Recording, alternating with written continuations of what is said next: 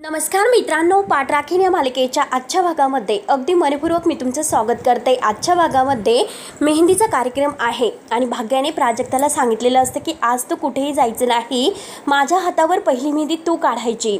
आणि तेवढ्यात मात्र आता प्राजक्ताही भाग्य आतमध्ये गेल्यानंतर मी गुलाब पाणी घेऊन येते याचं नाटक करते आणि लगेच जायला निघते। तर वैद्यभाऊ विचारतात की काय ग भाग्यात प्राजक्ता, तुझ्याकडे पैसे आहेत ना? तर प्राजक्ता म्हणते की हो हो आहे। आणि तेवढ्यात प्राजक्ता मात्र मामीजवळ येते आणि आजीसुद्धा आता तेथेच असते। आता ती पर्स वगैरे घेते आणि मामीला म्हणते की मामी, माझ्यामुळे कोणत्याही भाग्याच्या लग्नामध्ये अडथळा नाही येणार आणि आजच्या मेहंदीच्या कार्यक्रमामध्ये सुद्धा नाही, त्यामुळे मी जाते। आणि भाग्य मात्र आता जेव्हा त्या मेहंदीवाल्या तिच्या हातावर मेहंदी काढतील तेव्हा ती त्यात रमून जाईल, तिला माझी आठवण नाही येणार आणि माझ्यापेक्षा त्या सुंदर मेहंदी तिच्या हातावर काढतील आणि तिच्या आनंदापेक्षा माझा कोणताही आनंद मला महत्त्वाचा नाही, असे बोलून प्राजक्ता जायला निघते। आणि तेवढ्यात मात्र आता ही तृप्ती सगळं काही ऐकत असते। तृप्तीला आता सगळं समजलेलं असतं, ती काहीतरी घोळ घालण्याचा प्रयत्न करणार आहे। तर आजी लगेच आता प्राजक्ताला टोमणं मारते, प्राजक्ताला म्हणते की हे बघ, आता तू या कार्यक्रमामध्ये नको आहे, कारण तुझं अपशकुनी थोबाड तू बाजूलाच ठेव। माझ्या भाग्याच्या लग्नामध्ये आणि कोणत्याही कार्यक्रमामध्ये तुझं अपशकुनी थोबाड दिसायला नको आहे, म्हणजे तिला काहीही व्हायला नको, हे लक्षात ठेव। तेव्हा आता हे सर्व काही ऐकल्यानंतर प्राजक्ताला बिचारीला फार वाईट वाटतं। कौत्सुकसुद्धा बघत असतो आणि ही तृप्तीसुद्धा। त्यानंतर आता प्राजक्ता नाही असे बोलून जायला निघते, परंतु ती थोडीशी पुढे जाते आणि पुढे गेल्यानंतर आता चारुलता म्हणते की हे बघ प्राजक्ता, आज मात्र तू भाग्याच्या मेहंदीच्या कार्यक्रमात थांबली तरी चालेल, कारण मुलाकडील माणसं येणार नाहीत। हे ऐकून आता प्राजक्ताला इतका आनंद होतो आणि बाकी सगळ्यांना तर आश्चर्याचा धक्काच बसतो। आजी तर रागाने बघत असते, कौत्सुक आणि ही तृप्ती आश्चर्यानेच पाहत असतात की चक्क मामींनी आज मात्र ह्या प्राजक्ताला थांबवलं म्हणून। आणि तेवढ्यात भाग्य मात्र आता मेहंदीचा ड्रेस वगैरे घालून नटून थटून बाहेर येते आणि खूप छान हसत मात्र जेव्हा ती पाहत असते तेव्हा समोरचं दृश्य बघून तिला धक्काच बसतो, कारण भाग्याला असं प्राजक्ताच्या बाबतीत म्हणजे दिसतं की प्राजक्ताच्या हातामध्ये बॅग असते आणि ती आजच्या मेहंदीच्या कार्यक्रमाच्या दिवशी कुठे निघाली असेल काहीच तिला कळत नसतं। तेवढ्यात आता भाग्य त्यांच्याकडे पाहत असते, चारुलता समोर उभी असते आणि आजीसुद्धा भाग्य त्यांच्याकडे धक्क्यानेच बघत असते। आणि तेवढ्यात मात्र आता भाग्य विचारते की प्राजू, तू बॅग घेऊन कुठे निघालीस? मला केलेलं प्रॉमिस तू तोडते की काय? भाग्याला रागच आलेला असतो। तेव्हा प्राजू आपल्या पर्सकडे बघत असते, तर भाग्याने ठरवलेलं असतं, तिने सगळ्यांच्या समोर सांगितलेलं असतं की प्राजू, मी तुझ्याशिवाय मेहंदी नाही काढणार। तेवढ्यात आता ही तृप्ती काही बोलायला आगाऊच असते, ती म्हणते की घ्या, झाली यांची सुरुवात। आणि हे बघ अगं भाग्या, तुला जर लग्नच करायचं नसेल तर सांग ना मग तसं सरळ, आम्ही उगाच सकाळपासून इतकं राबतोय। आणि जेव्हा चारुलताकडे तिचं लक्ष बोलता जातं तेव्हा लगेच आता ती शांत होते, कारण चारुलता मोठे डोळे करून तिच्याकडे पाहत असते आणि आजी सुद्धा। तेव्हा आता तृप्ती लगेच आता खाली बघते, म्हणजे त्यांच्याकडेच पाहत असते, परंतु भाग्य मात्र ह्या तृप्तीकडे लक्ष देत नाही। आणि तेवढ्यात तेथे वैद्यभाऊ येतात, तर सगळेजण शांत आहेत। तर वैद्यभाऊ विचारतात की काय झालं, इतकी शांतता काय आहे? आणि प्राजूला म्हणतात की अगं प्राजू, काय झालं, तू तर गुलाब पाणी आणायला जाणार होतीस ना? आणि तृप्तीला मात्र ते आवाज देऊन साखर पाणी आणायला सांगतात, अगं ती मेहंदी रंगायला हवी, सुकून जाईल। तेव्हा आता प्राजक्ता खुशात म्हणते की मामा, त्याची काहीच गरज नाही, कारण भाग्याची मेहंदी अशीच रंगेल, कारण तिची पाठराखीण तिच्या सोबतच आहे। हे ऐकल्यानंतर मात्र फारच आनंद होतो, भाग्य खुशात बघत असते आणि मामा बाकी सगळ्यांना सुद्धा। आणि प्राजक्ता भाग्याच्या जवळ येते आणि म्हणते की काय ग, तुला तुझी पाठ राखील असं कसं सोडून जाईल बरं? आणि चल मेहंदी काढूयात, तुला जशी मेहंदी काढायची आहे तशीच काढूयात। तेव्हा भाग्य खुशात म्हणते की अगं प्राजू यार, लग्नानंतर कसं होईल बरं तुझ्याशिवाय माझं? आणि ती मात्र आता चारुलताला म्हणते की ए आई, हिला मी आहेरात घेऊन जाऊ का? तेव्हा मात्र आता तृप्तीला आणि आजीला मात्र फारच राग येतो। तृप्ती मात्र आता चेहरा पडून बसलेली असते, पण आजी तर रागानेच बघत असते आणि चारुलता तर एकदम शांत असते। परंतु वैद्यभाऊ मात्र खूप खुश होतात आणि दोघींकडे बघून हसत असतात। तर आता हे दोघी आपलं पिंकी प्रॉमिस करतात, म्हणून दोघी इतक्या खुश असतात आणि आनंदाने त्यांचा हा मेहंदीचा कार्यक्रम सुरू होतो। त्यानंतर इकडे आलोकला विचारतो की अरे, तू कोणाशी भांडलेला आहेस का? कोणी तुला काही बोललेलं आहे का? आणि तेवढ्यात सगुण आणि सुलोक्षणा सूर्यवंशी मागूनच येतात। आरव मात्र आलोकला सगळं काही विचारत असतो आणि हे बघ आलोक दादा, तुला कोणी त्रास दिला का? तुला जर कोणी त्रास दिला तर तुम्हाला सहन होत नसेल असतो. सांग लवकरात लवकर काय झालेलं आहे. आणि हे बघ मी घरी आलो, घरी सुद्धा तू नव्हता. मी आउट हाऊसमध्ये गेलो, तिकडे सुद्धा तू नव्हता. आणि तेवढ्यात तेथे श्रेयस, तृप्ती, अंबिका हे सगळेजण धावतच येतात. आरव मात्र आता आलोकला सगळं काही विचारत असतो की सांग, तुला आउट हाऊसमध्ये शिफ्ट केलं गेलं होतं का? आणि जेव्हा मी तुला आउट हाऊसमध्ये बघायला गेलो तर मला घरात आल्यानंतर समजलं की तू तिकडे रूममध्येच आहे. प्लीज अरे दादा सांग ना मला काय झालेलं आहे. तेव्हा आता आलोक फक्त पाहत असतो. आलोक काही उत्तर देत नसतो आणि त्याला तो घडलेला आता जो काही क्षण आहे तो क्षण आठवतो. आणि तेव्हा त्याला आईचं बोलणं आठवतं की आलोक अरे तुला तुझ्या बेडरूममध्ये राहून कंटाळा आले असेल म्हणून तू आता इथे आउट हाऊसमध्ये राहू शकतो. हे सगळं काही त्याला आता घडलेले आठवत असते आणि तो सारखा आता आरवकडे पाहत असतो. आरव विचारतो की काय झालं. आणि तेवढेच सगुणा पुढे येते. सगुणा म्हणते की आरव तू ऐकून घे, आलोकच्या आरामाची वेळ झालेली आहे, प्लीज त्याला आराम करून दे. तेव्हा आता आरव सगुणाला शांत राहायला सांगतो. मी त्याच्याशी बोलतो, तुम्हाला काही प्रॉब्लेम आहे का, प्लीज मागे व्हा. शेवटी आता सगुणा खाली मान घालून मागे होते. तेव्हा आता आरव पुन्हा आलोकला विचारायला सुरुवात करतो, अरे प्लीज सांग ना मला काय झालेलं आहे. मला सांग बरं, कोणी तुला आता आउट हाऊसमध्ये तुझ्या मनाविरुद्ध शिफ्ट केलं होतं का? तेव्हा अंबिका आणि सुलक्षणा हे धक्क्याने पाहत असतात. नक्की आता आलोक आरवला काय सांगेल. आणि तेवढ्यात अंबिका म्हणते की आरव जरा ऐकतोस का तू प्लीज. तेव्हा आरव कुणाचं काही ऐकून घ्यायला तयार नसतो. आरव म्हणतो की छोटी आई प्लीज शांत हो, त्याला बोलून दे. एकदम त्याला बोलायचं आहे, त्याला बोलून द्या. कोणीही मध्ये बोलू नका, दादाला बोलून द्या, दादाला उत्तर देऊन द्या. आणि आरव आलोकला विचारतो की दादा सांग बरं काय झालं होतं. तेव्हा आता आलोक सगळ्यांकडे पाहत असतो. आलोक सगळ्यांकडे बघून आता मनात म्हणतो की इतकी सारी आता सगळेजण कशासाठी आलेत. आणि त्याच वेळेस आरवच्या मोबाईलवर कॉल येतोय आणि त्याच वेळेस मात्र तो कॉल कट करतो, परंतु त्याच्या मोबाईलवर पुन्हा कॉल येतो. तेव्हा आता आरव फोन उचलतो आणि म्हणतो की हे बघा तुम्ही नंतर कॉल करा, प्लीज मला डिस्टर्ब करू नका, मी नंतर तुम्हाला कॉल करतो.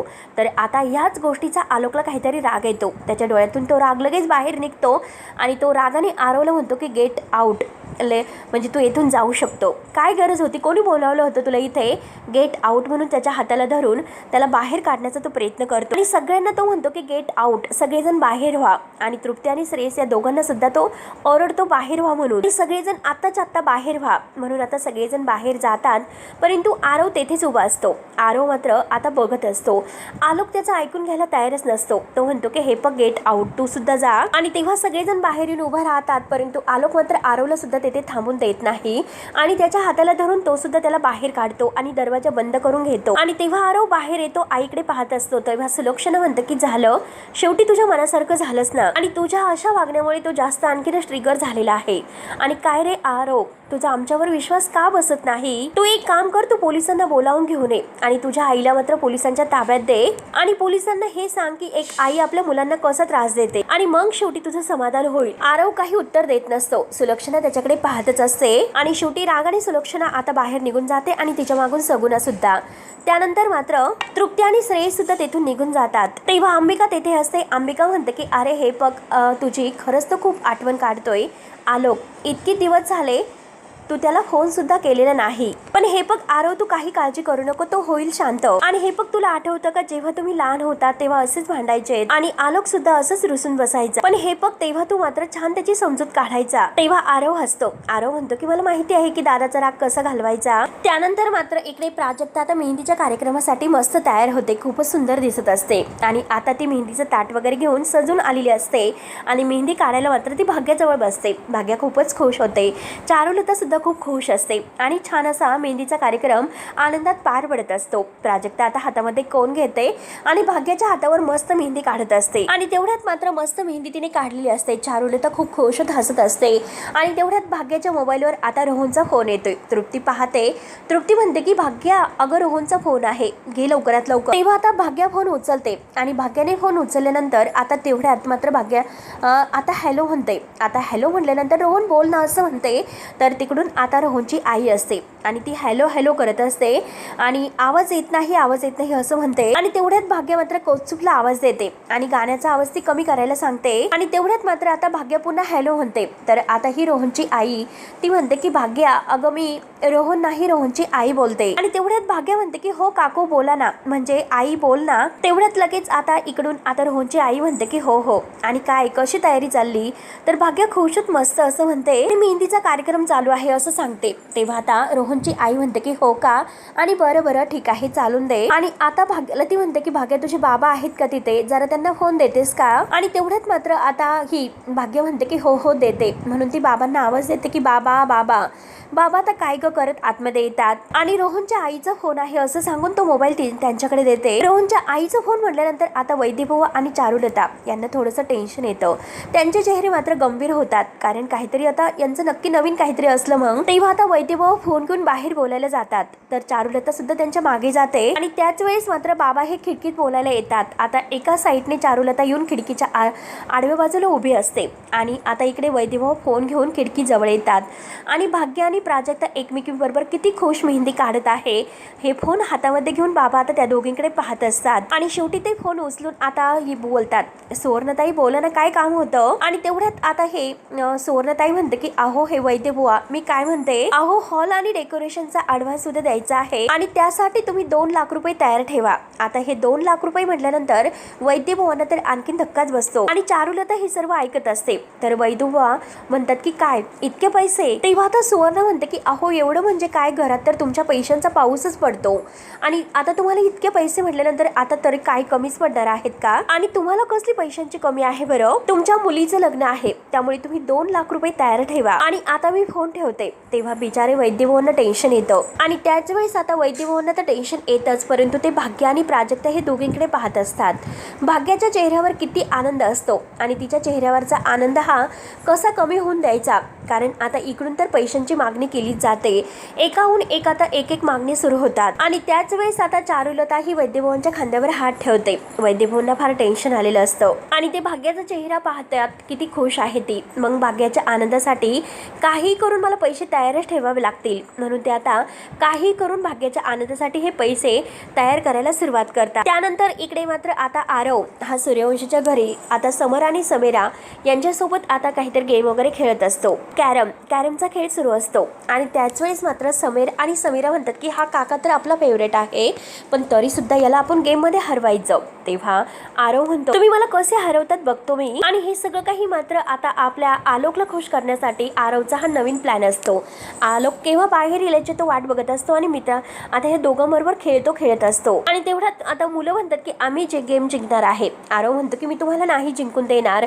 दोघंही आता हसत असतात आणि तेवढ्यात मात्र मुलं ही जिंकतात. आणि मुलं जिंकल्यानंतर मात्र आता ते आनंदाने उड्या मारायला सुरुवात करतात की आम्ही जिंकलो आरव हारला, आम्ही जिंकलो आरव हरला. आणि तेवढ्यात आता सगळेजण म्हणजे आता आरव वाटच पाहत असतो की आलोक केव्हा बाहेर येईल, त्याच्या कानावर केव्हा हा आवाज पडेल, म्हणून आता ही मुलं मोठमोठ्याने मुद्दा म्हणत असतात. आणि आरव आलोकच्या दरवाजाकडे पाहतच असतो केव्हा तो बाहेर येईल. आणि तेवढ्यात मात्र आलोक बाहेर येतो. आलोक बाहेर आल्यानंतर आता मात्र रागाने बघत असतो, कारण समीर आणि समीरा हे अगदी जोरजोराने उड्या मारत असतात आणि जोरजोराने ओरडत असतात की आरवजी हारला आम्ही जिंकलो, आरव हारला आम्ही जिंकलो. आणि आरवला तर हेच हवं असतं की केव्हा आलोक बाहेर येईल. आणि तेवढ्यात आता आलोक ह्या मुलांकडे पाहत असतो. मुलं आनंदाने उड्या मारत असतात आणि आलोक त्यांच्याकडे अगदी म्हणजे रागानेच बघत येत असतो. आणि आता जेव्हा आलोक जवळ येतो तर आरव त्यांना शांत राहायला सांगतो. आणि तेवढ्यात मात्र आता आलोक त्या मुलांना म्हणतो की हा कॅरम बोर्ड आहे तो माझा आहे, काही तबला वगैरे नाही. आणि माझ्या कॅरम बोर्डला जर स्क्रॅच पडला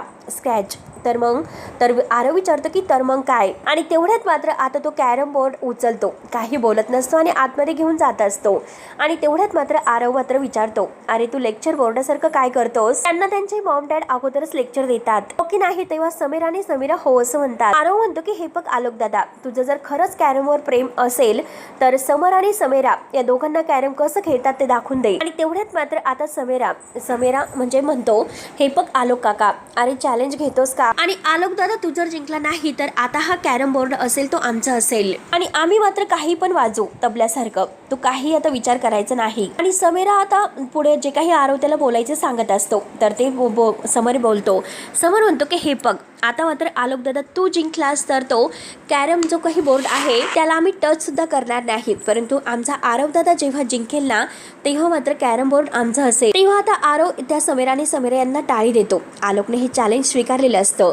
त्यानंतर आता इकडे मेहंदीच्या कार्यक्रमामध्ये मस्त डान्स रंगलेला असतो, सगळेजण डान्स करत असतात. तेवढ्यात मात्र आता भाग्य खूप खुश होऊन हसत असते आणि सगळ्यांना म्हणते की थांबा थांबा थांबा, आता फक्त प्राजक्ता डान्स करणार आहे आणि प्राजक्ताला डान्स करायलाच हवा.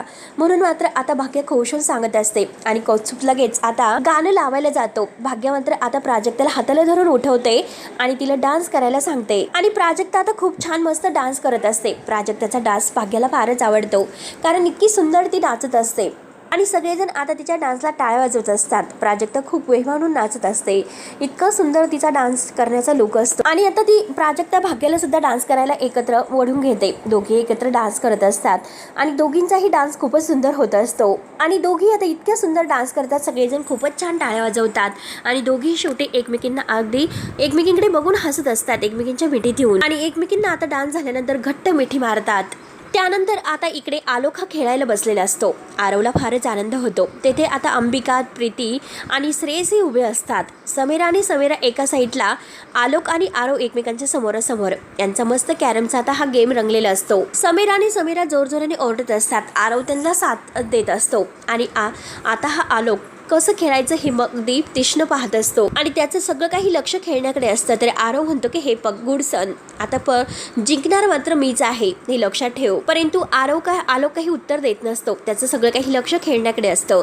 अंबिका त्याच्या बाजूने टाळ्या वाजवत असते. सुलक्षणा सुद्धा तेथेच उभी आहे. सगळेजण पाहत असतात. तर आरव म्हणतो की अरे इतक्या दिवसातून खेळतोय पण गेम नाही विसरलो आणि जेव्हा मी तिकडे होतो ना तेव्हा मात्र मी चांगल्या कॅरम ट्रेनिंग घेऊन आलेला आहे, ते पण खास ट्रेनिंग. त्यामुळे हा गेम मी नाही हरू शकत. मी छान असं गेम खेळणार आहे. किती काही झालं तरी आज जिंकणार मात्र आपणच, असे तो आलोककडे बघत म्हणत असतो. पण आलोक शांत असतो आणि तो मात्र आता समीरा आणि समीरा या दोघांनाही चेअरअप करायला सांगतो. तेव्हा आता दोघंही आरव आरव असं ओरडत असतात आणि तेव्हा त्याच्या सुमट्या जातात सुद्धा. तेव्हा आता लगेच समीरा म्हणते की अरे आरव दादा, तू नीट खेळणार नाही तर तो आलोक जिंकेल. आणि समीरा म्हणतो की हो ना, अगं बघ ना, आणि 2 सोंगट्या घालवले सुद्धा, नाहीतर तो आता जिंकणारच आहे, आपल्याला नक्की तो हरवेल. तेव्हा आरव म्हणतो की नाही नाही, ते शक्यच नाही, किती काही झालं तरी शेवटी जिंकणार आपणच. आणि समीरा म्हणते की अरे आम्हाला हाच कॅरम बोर्ड हवा आहे, आमचा हा कॅरम बोर्ड आहे तो खराब झालेला आहे. आणि तेवढ्यात आरव हा समीराला म्हणतो की तू काही टेन्शन घेऊ नकोस, आपणच जिंकणार आहोत. आणि तो आलोकला खेळायला सांगतो. आलोक आता विचार करत काही न बोलता खेळत असतो आणि मस्त त्यांचा खेळ रंगात आलेला असतो. समीरा आणि समीरा मात्र आरवच्या नावाने चेअरअप करत असतात आणि आता खेळता खेळता मात्र आता आरव तीक्ष्ण डोळे लावून खेळत असतो. तर आलोक त्याच्याकडे पाहत असतो. तर समीरा म्हणतो की दोघांची आता एकच सोंगटी राहिलेली आहे, बघूया कोण जिंकतं ते. आणि तेवढ्यात आरव मात्र आलोकडे बघत म्हणतो की जिंकणार तर आपणच. आणि आरव मात्र खेळता खेळता आता आलोकडे पाहत असतो आणि आलोक त्याच्याकडे पाहत असतो. दोघांचेही डोळे एकमेकांकडे अगदी बघत असतात. शेवटही दोघांची एक ही सोंगटी राहिलेली असते आणि दोघं आता पाहत असतात की नक्की कोण जिंकेल. आरव मात्र आता त्याची जी काही ही सोंगटी आहे तर तो मारतो. तेवढ्यात लगेच आता आलोक त्याच्याकडे पाहत असतो. तर सगळेजण मात्र आता नक्की कोण जिंकणार आहे याकडे सगळ्यांचं लक्ष लागलेलं असतं. आलोक सारखा आता आरवच्या डोळ्यात बघत आहे. तेव्हा नक्की कुणाला काहीच काही कळत नसतं. त्यानंतर इकडे मेहंदीचा कार्यक्रम तर खूपच रंगलेला असतो. प्राजक्ता आणि भाग्य हे दोघी मस्त डान्स करण्यामध्ये रमलून गेलेले असतात. भाग्य खूप खुश असते आणि आता भाग्याच्या चेहऱ्यावरचा तो आनंद बघून आता वैद्यबुवा आणि चारुलता यांना खूप असा आनंद होतो आणि आता सगळेजण मात्र इतके खुश होऊन डान्स करत आहे. प्राजक्ता आणि भाग्य सुद्धा खूप छान डान्स करत आहे आणि इकडे मात्र यांचा कॅरमचा खेळ रंगलेला असतो. तर शेवटी मित्रांनो, हा भाग येथे संपतो. पुढील भागामध्ये आता डान्स करण्यामध्ये प्राजक्ता आणि भाग्य खूपच मग्न झालेले आहेत. कौस्तुभ आणि तृप्ती टाळ्या वाजवत असतात आणि मस्त आता मेहंदीचं गाणं सुरू असतं. इकडे यांचा हा डान्स सुरू असतो आणि तिकडे मात्र आता ते कॅरम खेळण्यामध्ये इकडे मग्न झालेले आहेत. आणि तेवढ्यात मात्र आता एक पॉकेट खाली पडतं आणि ते पॉकेट मात्र आता हे भाग्याचे असतं, कारण ते भाग्याचं पॉकेट हे आरवच्या खिशामध्ये आलेलं असतं. त्याला काही कळालेलं नसतं आणि तेवढ्यात आलोक मात्र ते पॉकेट उचलतो आणि म्हणतो की ही कोण. त्यामध्ये आता ह्या म्हणजे भाग्यश्रीचा फोटो असतो, तिचं आयडेंटिटी कार्ड असतं. आलोक मात्र आता ते नाव वाचतो आणि विचारतो की ही कोण. भाग्यश्री वैद्य असं तो नाव जेव्हा घेतो तेव्हा सगळेजण पाहत असतात. त्यानंतर आता इकडे तृप्ती, प्राजक्ता, भाग्य हे सगळेजण एकत्र डान्स करत असतात आणि आता मात्र तेवढ्यात तेथे आरव आलेला असतो. आजी सुद्धा आता डान्स करत आहे.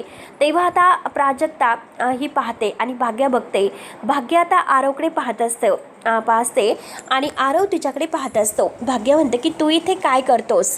तर आरव म्हणतो की मी तुला पाहायला आलो. आणि आलोक मात्र त्याला गाडीवरून तेथे मेहंदीच्या कार्यक्रमामध्ये घेऊन आलेला असतो. आणि त्याच वेळेस आता आरव आणि हे भाग्य एकमेकांकडे पाहत असतात. त्यानंतर आता इकडे जे काही प्राजक्ताच्या हातामध्ये फुलांची टोपली असते आणि ती फुलांची टोपली तिच्या हातातून सांडते आणि आलोक बाहेर गाडीवर उभा असतो. त्याच्या अंगावर ही सगळे काही फुलांची जे पाकळ्या आहेत तर सगळ्या काही सांडतात. प्राजक्ता खूपच घाबरते आणि तो रागाने मात्र आता प्राजक्ताकडे पाहत असतो आणि प्राजक्ता खूप घाबरून गेलेली असते. तर मित्रांनो, आता हा आलोक जेव्हा भाग्याचं नाव वाचतो तेव्हा तिचं पॉकेट देण्यासाठी तेथे आलेले असतात. म्हणून मात्र आता तेथे मेहंदीच्या कार्यक्रमामध्ये हे सर्व काही घडलेलं असतं. आता शेवटी आरव हा म्हणजे खुश होत ह्या भाग्याकडे पाहत असतो आणि भाग्याकडे खुश होत मात्र आता इकडे हे सगळं काही होत असतं. तर मित्रांनो, शेवटी नक्की आता पुढे काय होणार आहे हे बघायला विसरू नका. त्यामुळे धन्यवाद.